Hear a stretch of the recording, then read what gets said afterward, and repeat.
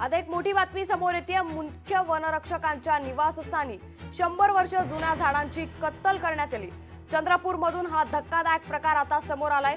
बंगल्याच्या बांधकामात अडसर ठरणारी झाडं ही कापण्यात आली आहे। या प्रकरणी आता कारवाईची मागणी देखील करण्यात येते।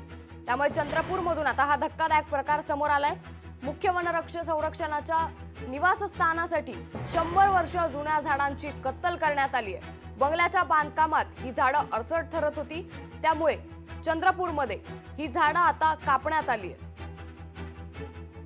100 वर्षाचे जुने वृक्ष इथे या रोपवाटिकेमध्ये आहेत, पण त्या ठिकाणचे सगळे वृक्ष मुख्य वनसंरक्षक चंद्रपूर यांच्या निवासस्थानाकरिता सगळे वृक्षांची अमानुषपणे कटाई केलेली आहे। या खरं तर मुख्य वनसंरक्षकाच्या निवासस्थानाची जागा दुसरीकडे कुठेही केली असती, इतक्या डेन्स एरियामध्ये ही जागा निवडायला नको होती। ज्या कोणी जागेची निवड केली आणि तिथं बांधकाम केलं त्यांच्यावर योग्य ती कारवाई व्हावी आणि त्यांना तातडीने आपल्या सर्व्हिसमधून सस्पेंड करण्यात यावे, निलंबित करण्यात यावे। लोकशाही मराठी ऐका, पहा, जागरूक रहा।